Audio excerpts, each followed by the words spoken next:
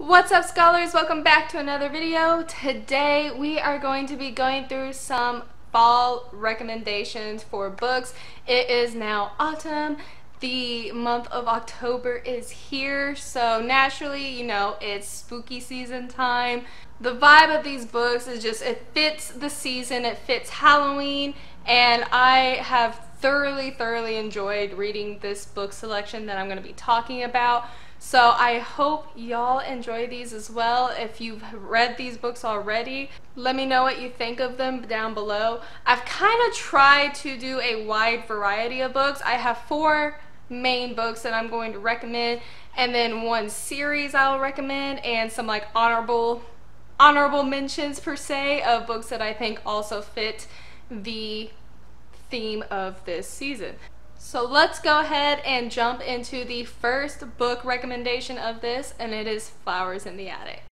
So Flowers in the Attic, this is actually the only book of this recommendation that I don't own a physical copy of, but I read it on Kindle, so I'll just put the cover of it right here.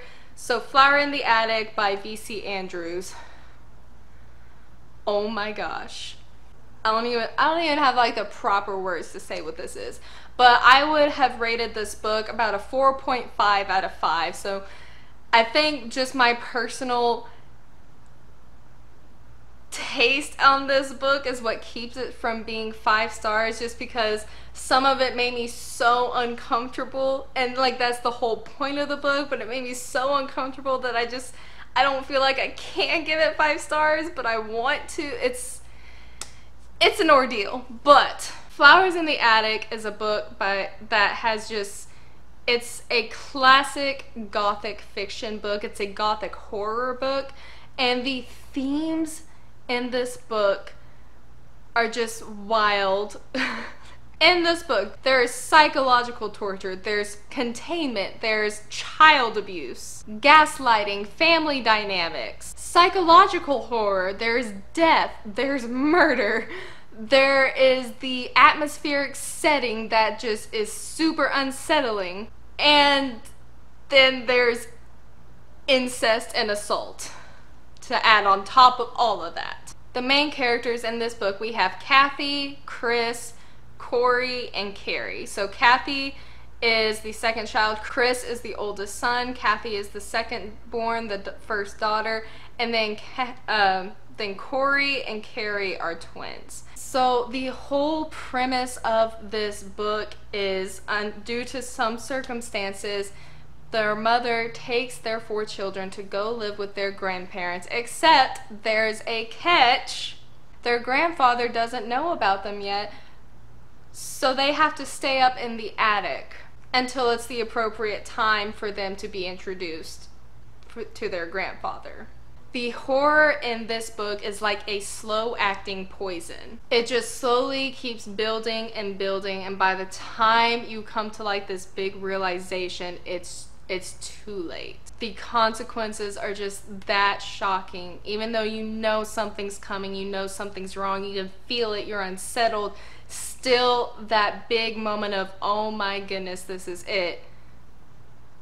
Shocking. This book has twists and turns, it has murder, it has deeply twisted relationships, and horror that is different than most modern horror books present.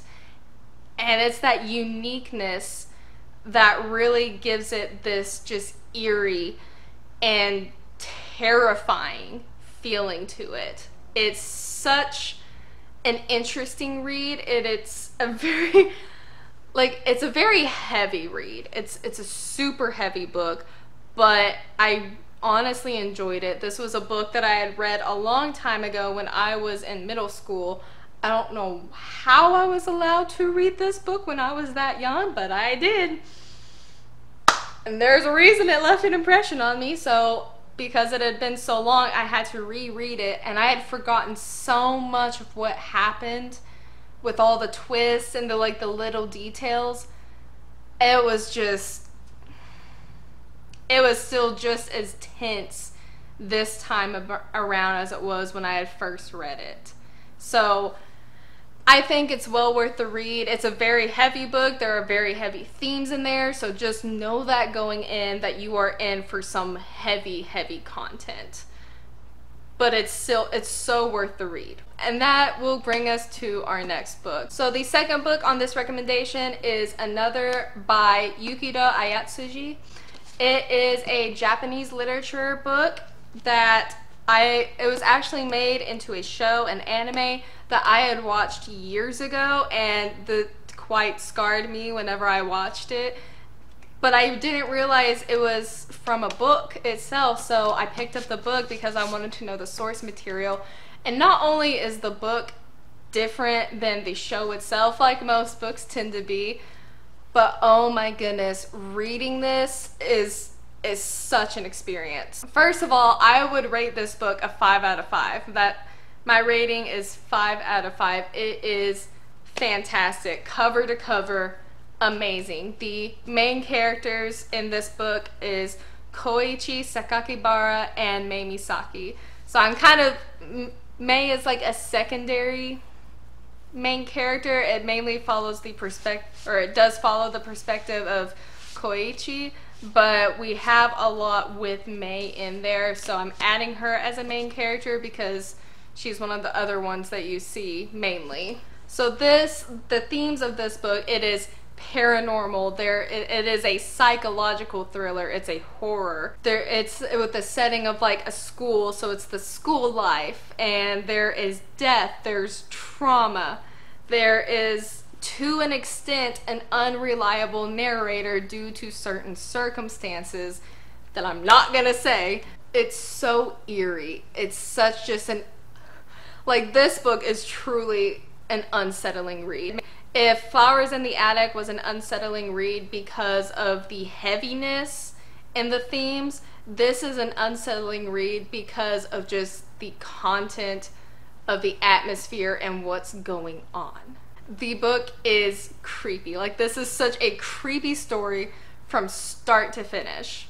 The imagery, the setting, even some of the repetitive language, which normally would kind of like, I don't like it as much, but the repetitive language in this works so well. It works to its advantage. It adds to that thick tone of mystery, and it adds to the atmosphere.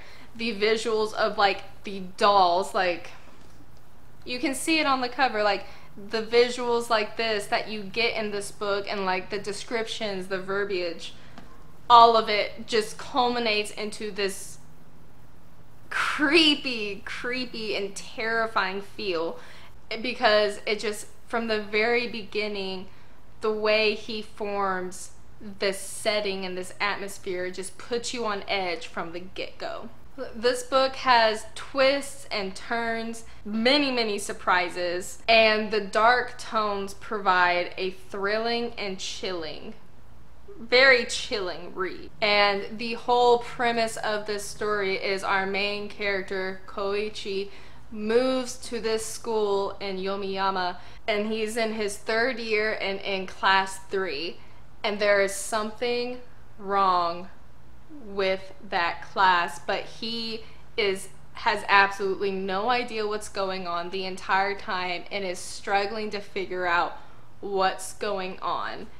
And I think one of my favorite just repetitive bits of language that really just digs into that unsettlement, that eeriness, is the question, who is the casualty? But it is an amazing read all the way through. I loved it so much, and I highly recommend it. This is probably my favorite one of the bunch that I've read this year for the fall season. It was so good. And that leads us to the next one. The third one on this list is What Lives in the Dark by Abigail Nance.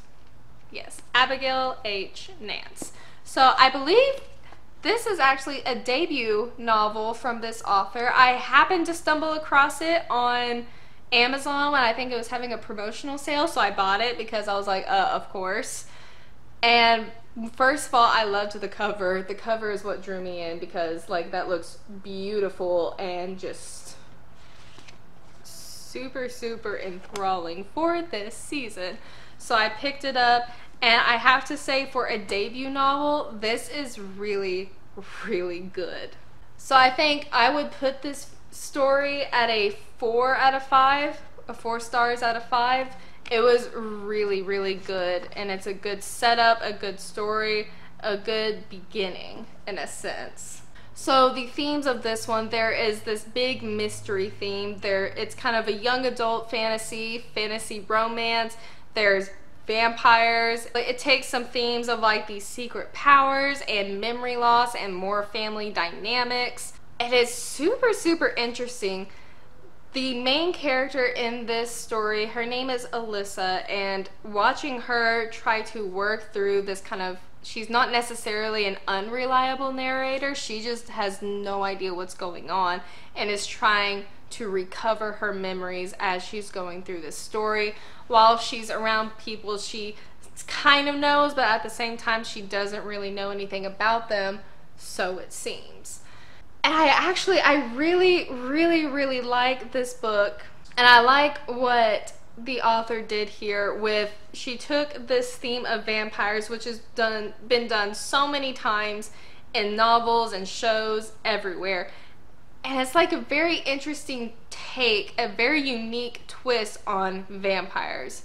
It's not a take on vampires I've really seen anywhere else, and I like the uniqueness. There's a unique storyline going on with a plot that unfurls before you, and you're like, oh my goodness, there's so much lore here, there's so much happening, and it takes you into this world to try to figure out like how this all works, how these vampires can be vampires, and why this one girl, why Alyssa is so important, why she is this key to everything. It's such a cool take on vampires too. Like, I'm okay on vampire stories, like it really just depends, but I am super super fascinated with the lore of these vampires, like with the way they're created, with the way they interact with the world. It's so nice, but it still has the fundamentals of a vampire that you would normally expect. There's a twist in this story, and it's going to be slight spoilers, so if you want to skip ahead for like 10 seconds, I'm just going to say this real quick. I love the twist in this story regarding Alyssa actually being a vampire without her knowing it. That's like the main source of her memory loss. I love that twist. It's so good. It's not where it's like super unpredictable that like the reader could never guess it. There's just enough foreshadowing, just enough laid out for the readers to see, to kind of put it together for themselves, and when the realization comes, you're like, oh yes, I got it. It's so satisfying. So this isn't necessarily really like a horror, nor does it really give off this like intense creepy vibe like the other two have, but this is still like, it has the feel of fall, of autumn, and it's a cozy read for you to just read through. I think I finished this book in like 2 or 3 days. I finished it like really quick. Like, it's such a good book to just like curl up in a blanket with some coffee or some hot chocolate and just go through. I think it's well worth the read, and I'm a fan of the way she writes. I can't wait to see how she progresses. I know this is her debut novel, so I can't wait to see where she goes from here, because I see the just blossoming potential from this author, and I'm actually very very excited to see what other works she has coming.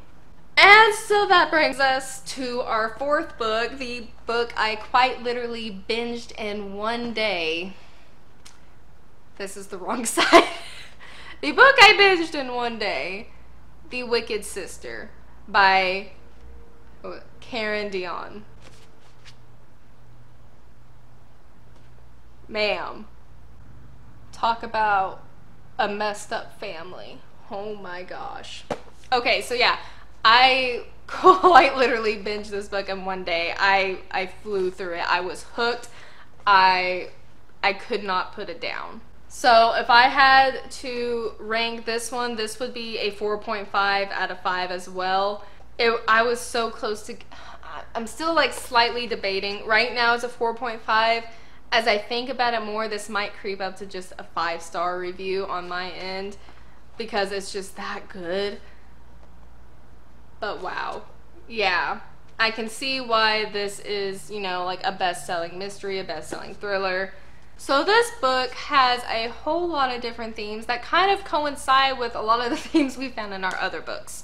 So there is memory loss in this. You have an unreliable narrator. There's grief. There's trauma. There's psychological torture and sibling dynamics and gaslighting. I mean, there's gaslighting in Flowers of the Attic, but this is like a different type of gaslighting. Like there's not just family dynamics, there's the specific dynamics between sisters and then like a mother and daughter. They're like, it's the setting of the rural geography of being in this isolated place. And of course, you know, there's death and there's abuse. The atmospheric setting of this book is what sells it so well and so fast. Like being in pretty much an isolated place for a majority of the book is such like an eerie feeling because you get the sense that you're secluded. You get the sense that you're really away from everybody else. You're away from society, away from the world. You don't have the connections that normally flow through everyday life. You really feel isolated. And as the story progresses, that isolation is like suffocating. Let me not get ahead of myself. The main characters of this book is Rachel and Jenny. So this is unique. This book is unique because it has the dual perspective. There's a present perspective and there's a past perspective. At first, I had no idea that this was going to be a dual perspective POV. I thought it was just going to be following one person, but it's not. And I actually love the dual perspective. I love that there's two different POVs that we're following. I can't say which one I liked more because there were at times I didn't want to leave Rachel's point of view, but then there were times I was reading and I did not want to leave Jenny's point of view. I wanted to stay there and see what was going on. But, I mean, it's pretty obvious from the get-go who the villain of this story is, and the whole thing with this villain is that you're slowly unfurling every little bit about her. This psychological warfare that's pretty much going on the entire book from the past perspective to the present perspective, and everything is intertwining, everything connects in a specific way, and it's just, it's so good how everything comes together, how things are revealed, because you know who it is, you know who the villain is, you know who the murderer is, but there's still so many twists and turns that just shock you or make you feel just so completely unnerved. And there's this eerie feeling. It's super, super creepy. Like, and the setting just adds to it. And the horror and thriller aspect from this book comes from learning things from these two different perspectives at the same time. It leaves you at the edge of your seat, and the plot twists are just, they're so well done because it's laid out so clearly. But when you figure, like when the twist happens, even though everything has just been laid out for you, even though you've seen all of this building up through the whole book, when that big plot twist happens at the end, you're still shocked. Like, you're still like, what just happened? What did I read? And it's brilliant. I love it. It's so good. And this book not only battles the dynamics of like sisterhood, with you have these sisters of the present point of view with Rachel and Diana, and you have these sisters of the past point of view with Jenny and Charlotte.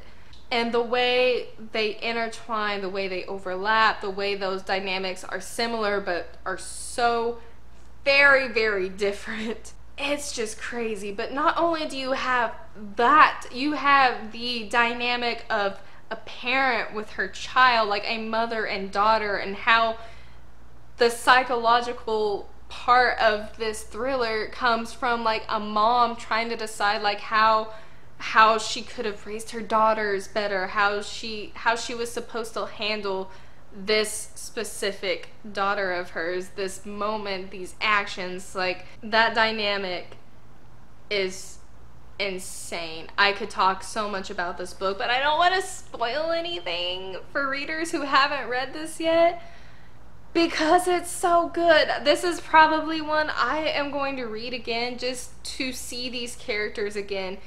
The psychological thriller part of the story is my favorite part of it. I love getting into the mind of these characters and seeing their struggles, seeing how they're trying to handle these situations, seeing how she's like with Rachel trying to get her memory back and navigating through her life, and how she's been manipulated, how she has been literally gaslighted and abused, and how she is trying to overcome this to get past her own trauma. Because, I mean, this isn't really a spoiler because it's right on the back, because she locked herself up in a mental asylum for thinking something that she didn't do, because of certain events that happened that led to it's insane. I love the plot line, I love the storytelling, the setting is just phenomenal, and it just adds so much. I like the parallels between like fairy tales and the ending of fairy tales. Like, we all want our happy ending compared to what's going on in this. I'm also left with just an unsatisfaction with this book, but it's purposefully done. Like, it's purposefully made to feel unsatisfied, because the ending is so quickly done, and it leaves you with this open ending, and it's that unsettlement and the unease of it being an open ending that I think adds to the book, because it's not done on accident. I don't believe. I think it was very purposely ended like that, and it fits how the story went. It fits the story, it fits the characters. But it leaves you so unsatisfied, because you're like, you kind of gotta have, like, I'm not gonna say because that'll be spoilers, but I'm gonna leave it there. I'm gonna leave it there. So those are like my four main books, and then of course we have some honorable mentions. But before the honorable mentions, the one like big series I would recommend reading, or I guess, the one big series, it's no surprise, it is going to be the Harry Potter series. All of them right there in my little figurines. I don't even know if you can see them from there, they're far away. But yes, the Harry Potter series is always a good one for autumn, for the spooky season, and you know, you see them on TV all the time. I don't think I have to describe it all in detail, because I think almost everybody has at least heard of Harry Potter. But it's a perfect series to read during the fall season. So if you haven't read it, or you're in the mood to reread Harry Potter, I would definitely go for it this season. Now for some honorable mentions that didn't quite make the book recommendation, but I can't not leave them out. First and foremost, Silence of the Lambs. Like, you really can't go wrong reading this book. This book is terrifying, start to finish. It's a classic serial killer mystery novel, and it is done so brilliantly, and it's terrifying, and it's super, super graphic and descriptive. So yeah, this is definitely an honorable mention, The Silence of the Lambs. If you haven't read this, I would highly recommend reading it. If you don't want to read it, at least watch the movie. Actually, no, read it. Read it and then watch the movie. Do it like that. Another honorable mention is anything by the Brothers Grimm. I have all of the Grimm's fairy tales because I like dark fiction like this. So one specific story for the Brothers Grimm that I will recommend is Hansel and Gretel. It's right here. It's not a very long story. It's just like, let's see, that's 54. So It's less than 10 pages, or at least in this edition. But Hansel and Gretel also has just been stuck on my mind ever since I read The Wicked Sister, because it's just been on my mind. I wonder why. If you read The Wicked Sister, you'll know why Hansel and Gretel's on my mind, and then you'll want to read Hansel and Gretel, which is what I did. Gretel. But yes, anything by the Brothers Grimm, I think is well worth the read, and it definitely fits the vibe of the spooky season, and you get to see all the like actual lore of a lot of the fairy tales that are out today. So definitely check these out. They're very dark. They're not as, you know, happy and pristine as some of the movies make it seem. So the last honorable mention that I am going to bring up is literally anything by the master himself, Edgar Allan Poe.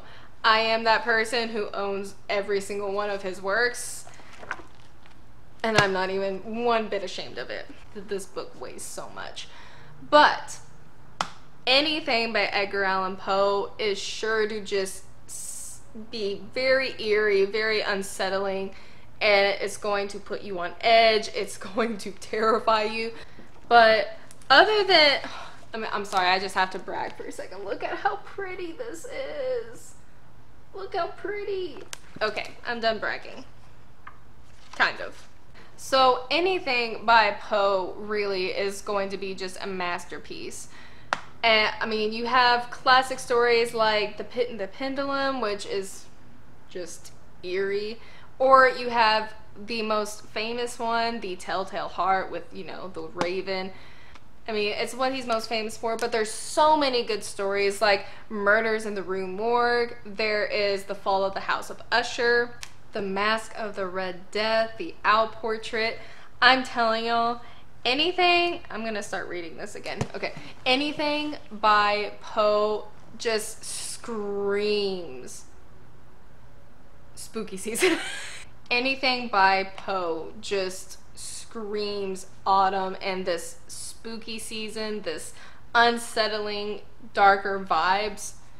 Please read Poe, but read his, like, all of his works, from his poetry to his fiction. It is all so good. I mean, I'm not saying you have to read like the entire book like this, but like at least pick up a few from him and read them, because they're so good. And if you definitely want to be, you know, spooked out, read Poe. That's all I have to say. But yeah, so that is my book recommendations for this autumn season. I really want to recommend like a wide variety of things, for some classics to some newer things to a debut one to literature that is not found in America normally, that, like, you know, it's like it's fiction from another country. So I would highly recommend all of these books. They're all well worth the read. They're all really good. And I hope if you do pick up these books, or if you've read these books, I hope you've enjoyed them as much as me, because I truly did have a blast reading these books. I scared myself senseless reading some of these books, but it was well worth it. It was well worth it. With that, that kind of wraps up this video. Let me know what you think. If you want more book recommendations, let me know down in the comments. Make sure to leave a like below and leave me a comment if we want to have a discussion down there. I would love to talk about these books or other books like these down in the comments. So leave your recommendations down below. If you want to follow me, I would greatly appreciate it. I'm going to be doing more content soon. Hopefully more book content and more of my usual content, my anime content. So if either of those topics interest you, make sure you give me a follow so you can stay along for the journey. But other than that, that kind of wraps up the end of this video. So thank y'all so much for sticking with me through this video, and I will see you next time, scholars. Bye!